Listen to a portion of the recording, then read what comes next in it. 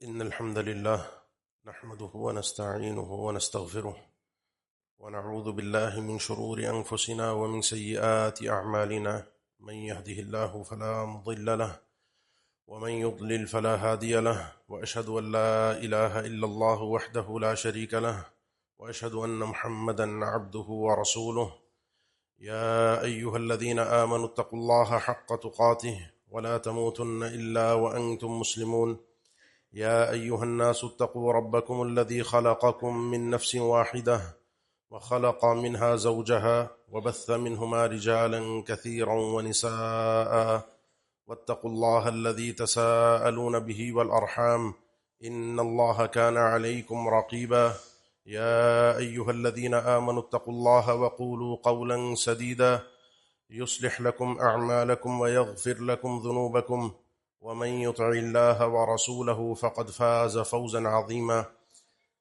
أما بعد فإن أصدق الكلام كلام الله وخير الهدي هدي محمد صلى الله عليه وسلم وشر الأمور محدثاتها وكل محدثة بدعة وكل بدعة ضلالة وكل ضلالة في النار.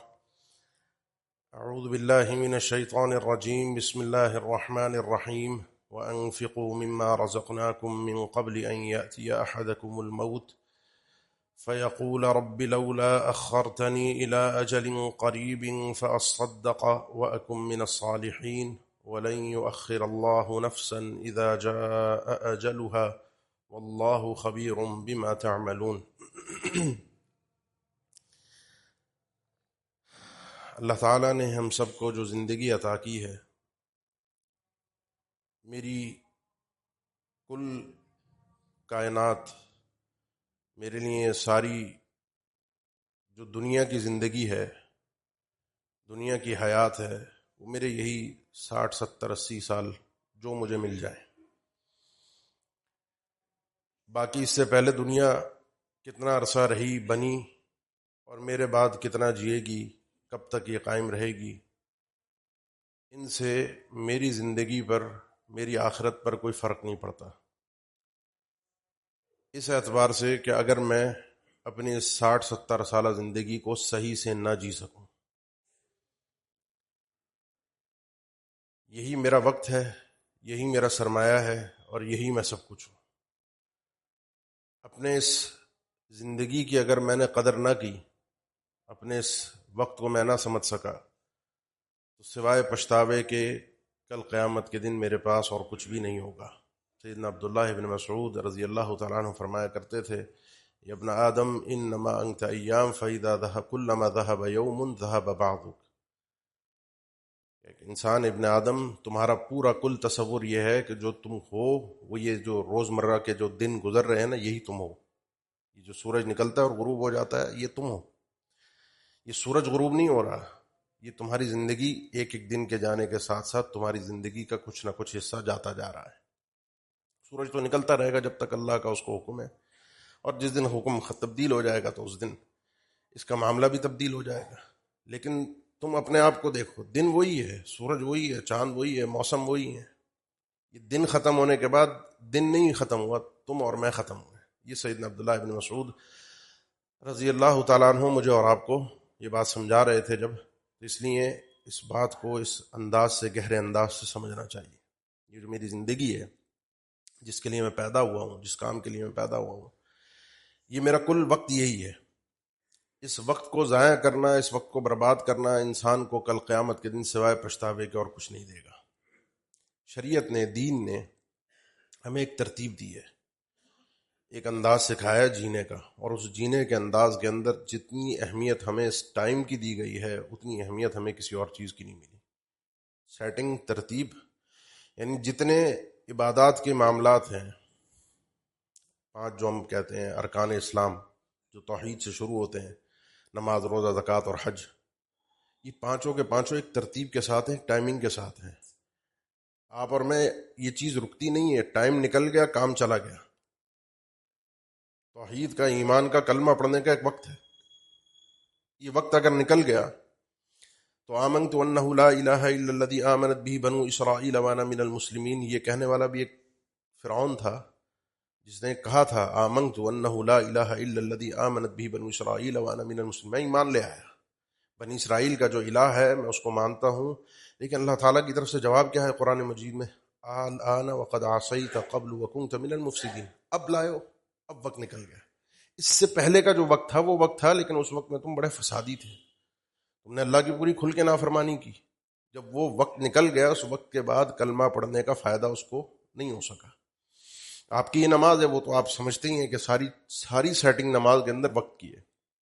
نماز کی کوئی چیز، نماز میں ارکان ہے، قیام ہے، نماز کے اندر قبلہ رخ ہونا ہے، نماز کے اندر آپ کا باوضو ہونا ہے، آپ کے کپڑوں کا پاک ہونا ہے.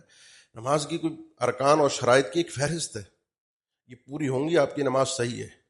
اگر کوئی بھی پوری نہیں ہو رہی، کوئی بھی سیٹنگ میں نہیں آ رہی، نہیں بن پا رہی، وضو نہیں کر پا رہے، پانی نہیں مل پایا، پانی ہے نہیں، قبلہ رخ انسان بیمار ایسا ہے کہ قبلہ رخ نہیں ہو پا رہا، لیٹا ہوا ہے اور نماز کا وقت نکل رہا ہے. سب چیزیں چھوڑی جا سکتی ہیں، وقت نہیں چھوڑا جا سکتا. وقت نہیں نکلے گا، سب چیزیں آپ چھوڑ دیں گے، اٹھ کر، بیٹھ کر، لیٹ کر، جیسے میسر ہو، جس طریقے سے ہو، وضو بے وضو، پاکی ناپاکی کپڑوں کی جیسے ہو. ایک آدمی کہیں قید میں بند ہے، جیل میں بند ہے، اس کو میسر نہیں ہے کہ وہ ہل بھی سکے. بعض جیلیں ایسی ہوتی ہیں اور اس کو پتہ نہیں ہے میں کب باہر آؤں گا. وہ ایسے ہے، بغیر ہلے بھی سیدھا اگر کھڑا کر کے اس کو بند کیا گیا ہے کسی جیل کے اندر، کسی پنجرے کے اندر، اسی میں ویسے ہی نماز پڑھے گا، بغیر ہلے، بغیر وضو کے، بغیر سب کچھ کیے. کیوں؟ کیونکہ نماز وقت کے بعد نہیں ہے. ان الصلاۃ کانت علی المؤمنین کتابا، ہر چیز ہو سکتی ہے، نماز وقت کے بعد نہیں. آپ کی زکوٰۃ ایک ٹائم ہے، سال پورا ہوگا، اتنا آپ کے پاس زکوٰۃ کی مقدار، سونے کی مقدار، چاندی کی مقدار، جن چیزوں پر اب جیسے ہی وقت پورا ہوا یہ کام کرنا ہے. روزہ ایک وقت سے ہے، فجر کا ایک وقت ہے، مغرب کا ایک وقت ہے، رمضان ایک وقت ہے، آپ کا حج ایک وقت ہے. 8 تاریخ سے شروع ہوگا، 12 کو شام میں جا کر، 13 کو شام میں جا کر جو اینڈ ہو رہا ہے 12 کی شام کو جا کر. اس کی ترتیب بھی پوری ایک ٹائم پہ نکلنا ہے، ایک ٹائم پہ رکنا ہے، یہاں سے جانا ہے، وہاں سے جانا ہے. اس وقت نماز نہیں پڑھنی، عرفات کے میدان میں سورج غروب ہونے کے بعد نکل جانا ہے. یہ چیزیں مجھے اور آپ کو کیا سمجھاتی ہیں؟ ٹائم سے، اللہ کے سامنے ٹائم پہ آپ نظر آئیں. ٹائم نکل گیا، آپ کا اور میرا وہ معاملہ بن نہیں پائے گا. یعنی سب چیزیں آگے پیچھے ہو سکتی ہیں، شریعت میں وقت کی قدر و قیمت شریعت ختم نہیں کرتی. یعنی میں ایک چھوٹی سی مثال دیتا ہوں، صرف انسان کس طریقے سے اپنے وقت کو مینج کرے تو کیا کیا وہ پا سکتا ہے، اور شریعت نے کس طریقے سے اس کو کہا ہے کہ کس طریقے سے اپنے وقت کے ذریعے سے تم کامیابی حاصل کر سکتے ہو. نماز میں ایک بندہ شامل ہو، امام قرات کر رہا ہے، اذا امن الامام فامنوا فانه من وافق تامين تامين الملائکہ غفر له ما تقدم من ذنبه. آگے ہم بات کرتے ہیں، تاخیر ہو جاتی ہے، ہم نماز میں آ کر شامل ہوئے، اگر یہ امام کی آمین نکل گئی اور مقتدیوں نے بھی آمین کہہ دی، میں لیٹ پہنچا، رکعت مجھے مل گئی، اگر امام قیام میں ملا رکعت مجھے مل گئی، لیکن وہ جو تھا نا غفر له ما تقدم من ذنبه، وہ جو میچ ہونا تھا آپ کا، مقتدی کا، فرشتوں کی آمین کے ساتھ، کیونکہ فرشتے امام کی آمین کے بعد آمین کہتے ہیں، یہ جب میچ نہیں ہوا، یہ وقت نکلا، کام گیا. وہ فضیلت نہیں مل پائے گی، وہ وقت کی اہمیت حاصل نہیں ہو پائے گی. فرشتوں کی ایک ڈیوٹی ہے صبح اور شام کے، وہ آتے اور جاتے ہیں اسی حساب سے. الملائکۃ تعاقبون فیکم ملائکۃ باللیل و ملائکۃ بالنہار، رات اور دن کے فرشتے ہیں جو اللہ نے ڈیوٹی مقرر کی ہے، زمین پر آتے ہیں، اعمال کا احصاء کرتے ہیں، شمار کرتے ہیں، گنتے ہیں، لکھتے ہیں، نوٹ کرتے ہیں، اور اللہ کے پاس جاتے ہیں. اللہ کے پاس اعمال پیش کیے جانے کے مختلف اوقات ہیں، جن میں قریب ترین وقت یہی ہے. اب اس میں جب بندے کے اعمال اللہ کے پاس جب پہنچتے ہیں، فرشتے ڈیوٹی ختم کر کے پہنچتے ہیں، صبح والے شام کو عصر کے وقت، اور رات کے جو آتے ہیں وہ عصر میں آتے ہیں اور صبح فجر میں جاتے ہیں. دونوں کا ملاپ ہوتا ہے. جب وہ آتے ہیں پھر یہ جاتے ہیں، اللہ تعالیٰ فرشتوں سے پوچھتا ہے کیف ترکتم عبادی، میرے بندوں کو کس حال میں چھوڑ کر آئے، ڈیوٹی ختم کر کے آئے ہو، کس حال میں چھوڑ کر آئے ہو. فرشتوں کا جواب یہ ہوتا ہے کہ جب ہم ابھی چھوڑ کر آئے ہیں، جب گئے تھے دونوں وقتوں میں ہم نے ان کو نماز ترکنا ہوں مسلون وطینہ ہوں مسلون، ابھی چھوڑ کر آئے ہیں ابھی بھی نماز میں تھے، اور جب گئے تھے جب بھی نماز میں تھے. فرشتوں کا ٹائم ایک ہے، وہ میری نماز کے ٹائم سے آئیں گے جائیں گے نہیں کہ جب میں نے پڑھ لی جب فرشتے چلے گئے. فرشتے اپنے ٹائم سے جا رہے ہیں. فرشتوں کا جواب بھی ایک ہے، اور وہ یہ ہے کہ بندہ نماز میں تھا. باقی بندے کیا کر رہے تھے؟ کوئی سو رہا تھا، کوئی کام میں تھا، کوئی گھومنے پھرنے گیا ہوا تھا، کوئی کہیں تھا، کوئی کہیں تھا، ان کا کوئی تذکرہ اللہ کے سامنے، اللہ تعالیٰ کے سامنے فرشتے نہیں کر رہے. کیوں نہیں کر رہے؟ تھوڑا سا سمجھیے گا میرے ساتھ. کیونکہ اللہ تعالیٰ نے جو سوال تھا وہ یہ تھا، کیف ترکتم عبادی، میرے بندے. تو یہ بندے کہلانے کے قابل پھر نہ رہا جو وقت پر اللہ کے سامنے نہ کھڑا ہو سکا. اب آئیے بات سمجھنے کی. یہ جو شریعت ہمیں سکھاتی ہے، دیتی ہے، ٹائمنگ، ساری چیزیں، سب ایک چیز ترتیب کے ساتھ چلتی ہے. اس کو جو بندہ سمجھ لیتا ہے، اس میں سمجھنا کیا ہے؟ سمجھنا یہ ہے کہ میں پیدا ہوا ہوں اللہ تعالیٰ کی عبادت کے لیے. ان اوقات میں، ان ٹائمنگز کے اندر سب سے زیادہ جس چیز کو میں نے مینج کرنا ہے وہ ہے عبادت، اور اپنے وقت کو ضائع ہونے سے بچانا ہے. جو باقی بچا ہوا وقت ہے، فضول کے معاملات میں، فضول کی چیزوں میں میرا وقت ضائع نہ ہو. سیدنا عمر فرمایا کرتے تھے، انی لاکرہ ان ارا احدکم سبہللا. مجھے بڑا ہی ناگوار گزرتا ہے، بڑے عجیب لگتا ہے کسی ایسے بندے کو دیکھ کر جو سبہلل ہے.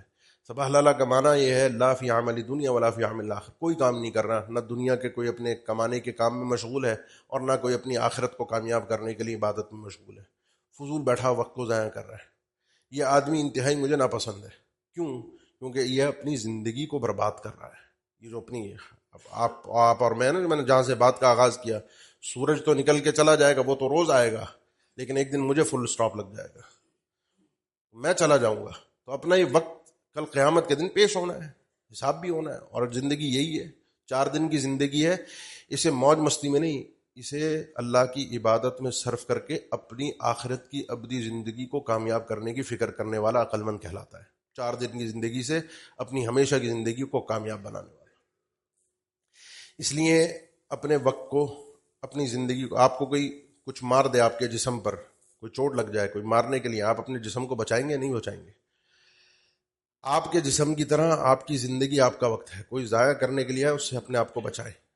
سیدنا حسن بصری رحمہ اللہ فرمایا کرتے تھے، میں کچھ ایسے لوگوں سے ملا، ایسے لوگوں کو میں نے دیکھا کہ وہ ادرکت اقوام کانوا علی الوقت اشد منکم حرصا وشحا علی دناریرکم و دینارکم.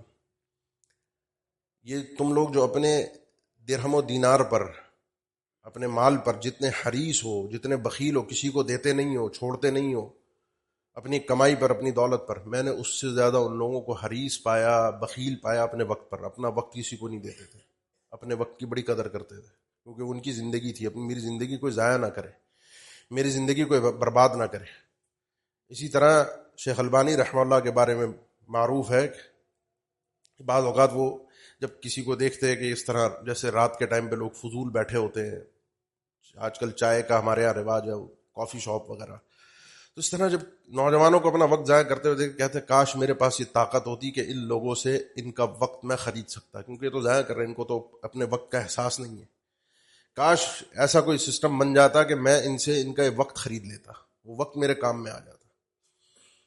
یہ ہے ایک سمجھدار عقل مند آدمی کا نظریہ کہ اپنے وقت کو، اپنی زندگی کو برباد ہونے سے بچانا. اب ہوتا کیا ہے؟ ہوتا یہ ہے کہ بہت ساری وجوہات ہیں جن کی بنا پر ہمارا یہ وقت برباد ہوتا ہے. اس میں میری سستی کاہلی بھی شامل ہے، اس میں میری مس مینجمنٹ بھی شامل ہوتی ہے. کہیں جانا ہے، کہیں آنا ہے، روڈ کے ٹریفک کے معاملات آج کل آپ کو پتہ ہے، 1 منٹ کے دیر سے آپ کوئی 8-10 منٹ آگے لیٹ ہو سکتے ہیں. یہ مجرب ہے، آپ کو بھی اندازہ ہوتا ہے. یہ بڑی ایک اہم چیز ہے کہ کس طریقے سے انسان اپنے اس وقت کو مینج کرے. ایسے دوست، ایسی محفل، ایسی گیدرنگ جو آپ کی زندگی کو، آپ کے وقت کو برباد کر رہے ہیں بلا وجہ کا، کسی کام کی بات نہیں، صرف ایک تفریح، کیونکہ میرا نفس تفریح اور موج اور مستی چاہتا ہے، میں وہاں دینے کے لیے تیار ہوں.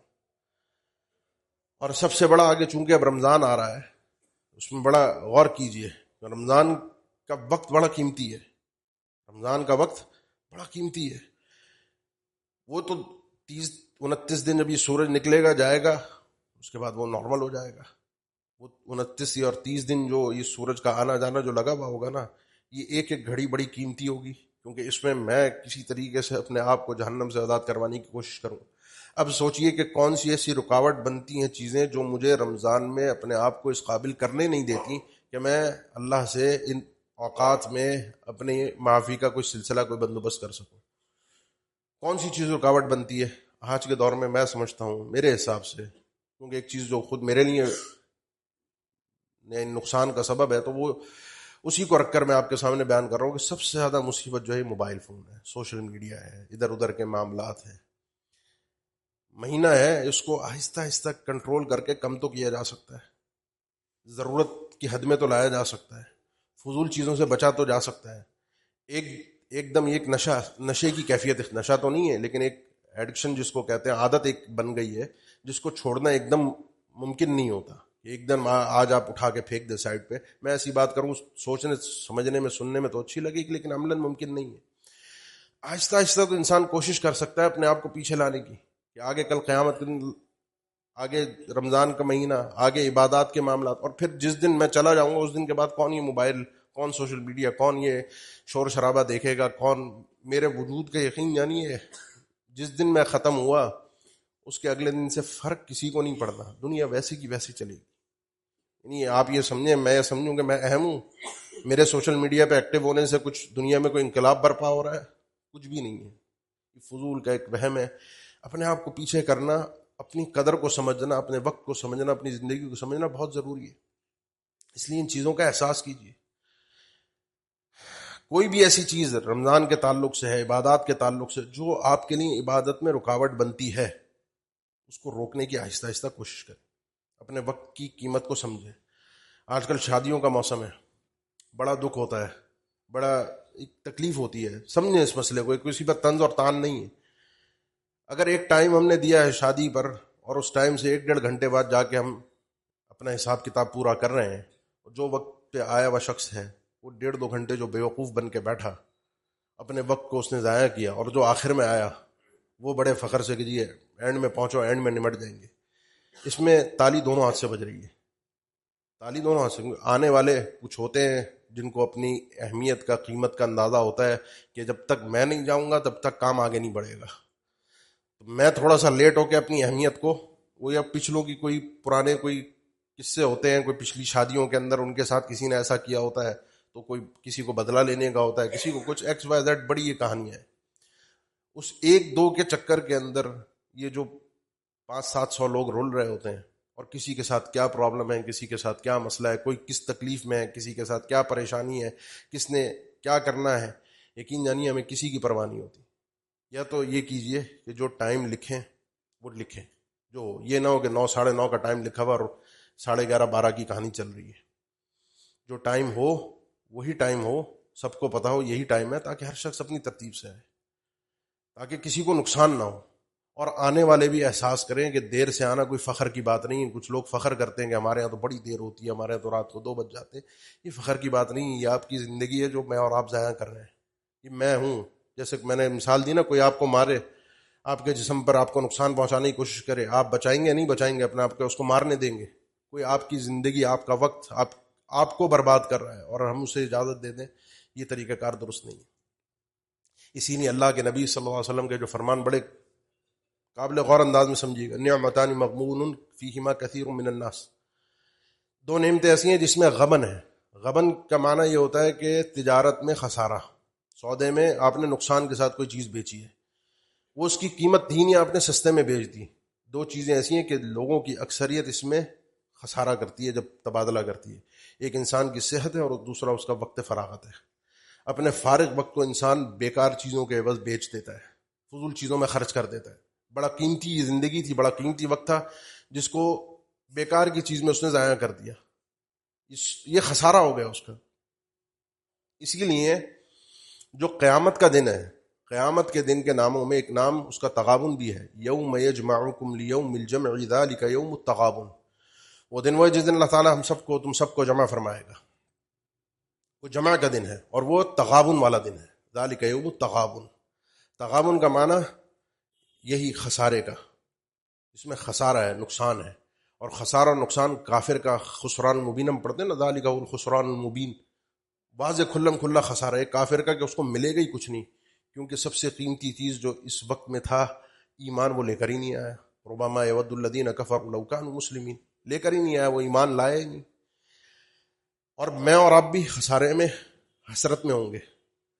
جو لمحہ، جو گھڑیاں، جو وقت میں نے اور آپ نے ضائع کیا ہوگا، جو اللہ کے نبی صلی اللہ علیہ وسلم کا فرمان بھی ہے، جس محفل اور مجلس میں بیٹھے اس میں اللہ کا ذکر اور اللہ کے نبی صلی اللہ علیہ وسلم پر صلاۃ و سلام نہیں کیا، وہ محفل، وہ مجلس قیامت کے دن حسرت ہوگی. کاش، حسرت کا معنی کاش یہ کر لیتا، کاش یہ مجھ سے سرانجام ہو جاتا، کاش میں عبادت کر لیتا. یہ تو چند گھڑیوں کو ضائع کرنے والے کے لیے تغابن ہوگا قیامت کا دن. سوچی جس نے دنوں کے دن، مہینوں کے مہینے، ہفتوں کے ہفتے، زندگی کی زندگی اڑا کے رکھ دی، پرواہی نہ کی کہ بس موج مستی ہے، وقت اپنا ختم کر کے برباد کر کے آ گیا. تو سوچئے اس کی حسرت کا عالم کیا ہوگا. اس حسرت سے بچنے کے لیے یہاں پر اپنے آپ کو جگانا، سمجھنا بہت ضروری ہے.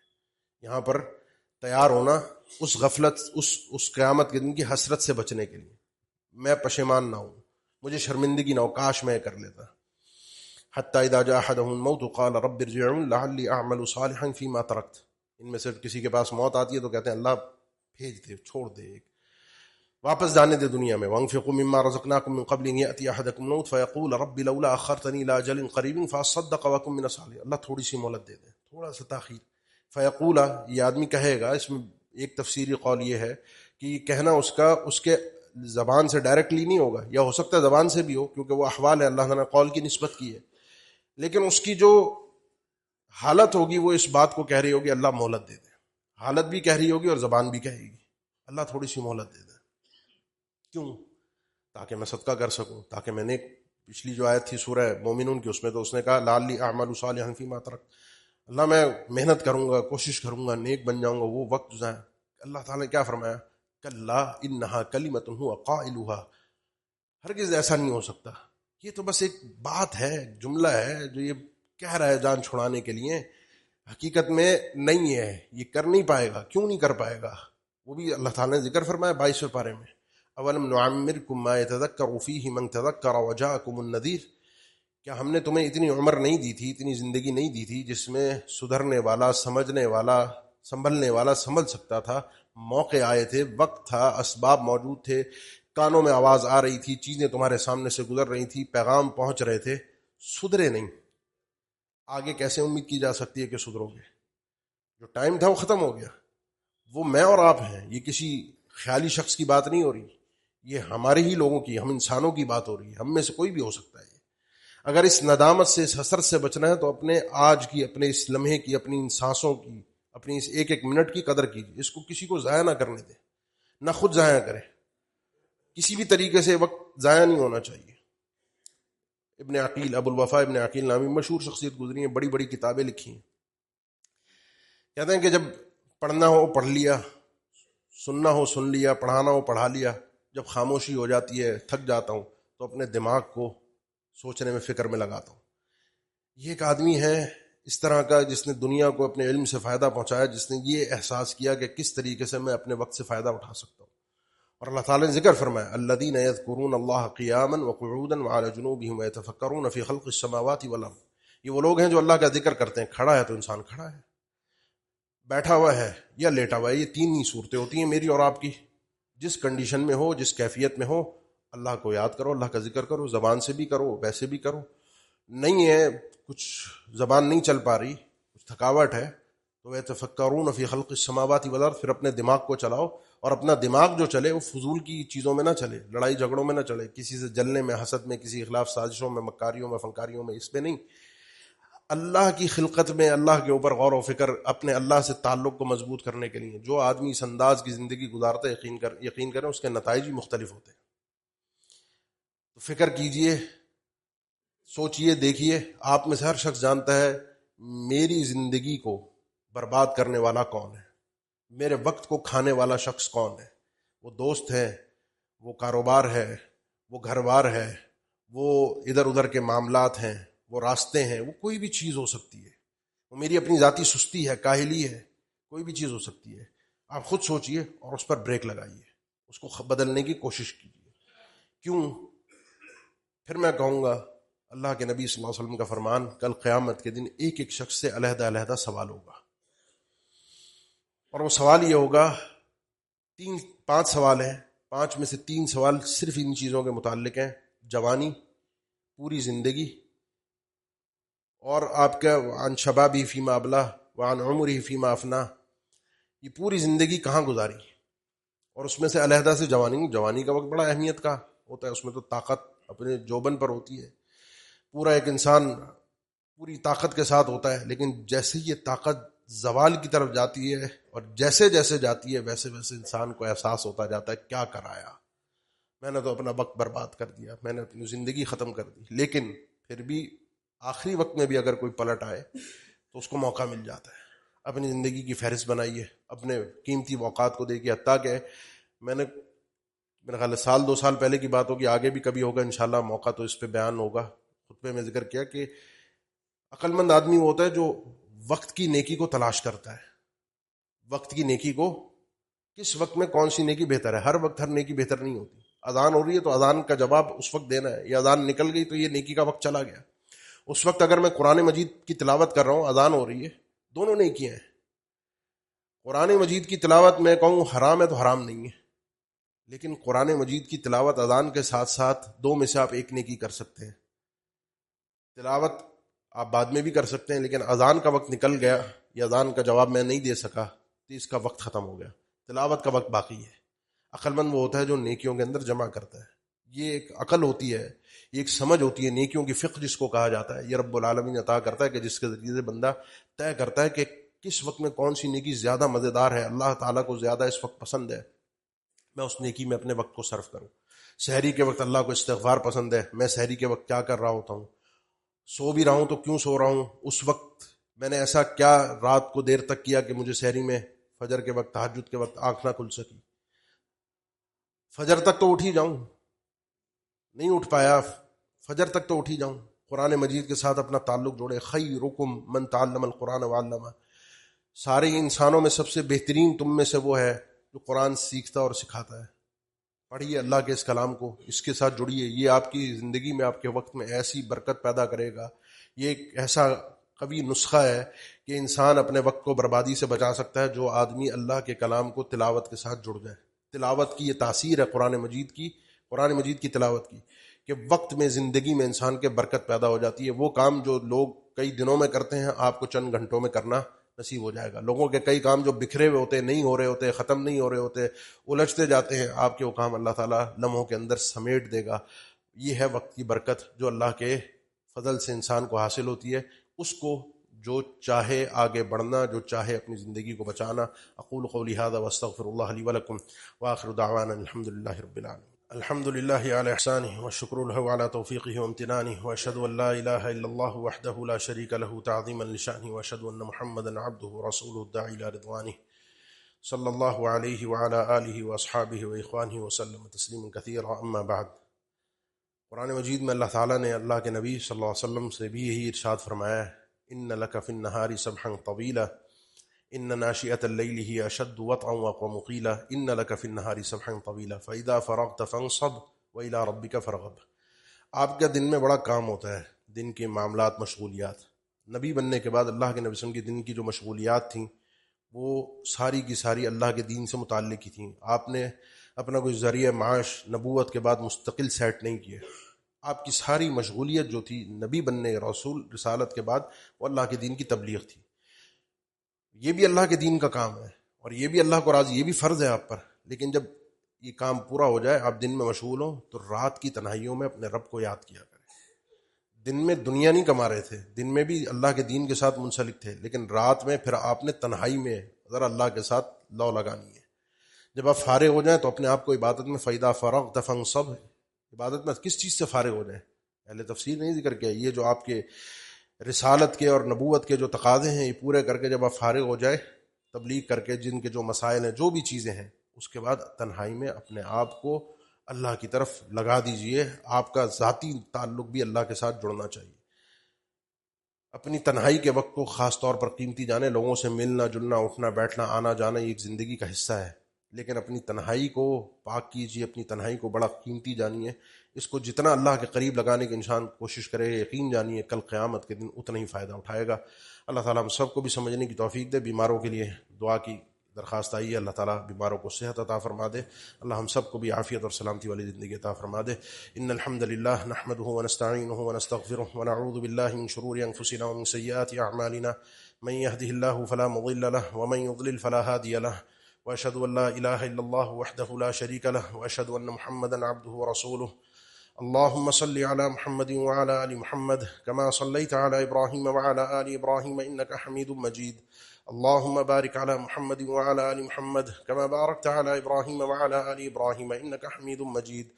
इबादल्लाह इन्नल्लाह यअमुरु बिल अदलि वल इहसानि व ईताइ ज़िल क़ुर्बा व यन्हा अनिल फ़हशाइ वल मुनकरि वल बग़ी यअइज़ुकुम लअल्लकुम तज़क्करून फ़ज़्कुरुल्लाहल जलील यज़्कुरुकुम वश्कुरूहु अला आलाइहि व निअमिहि यज़िदकुम व लज़िक्रुल्लाहि अकबर वल्लाहु यअलमु मा तस्नऊन।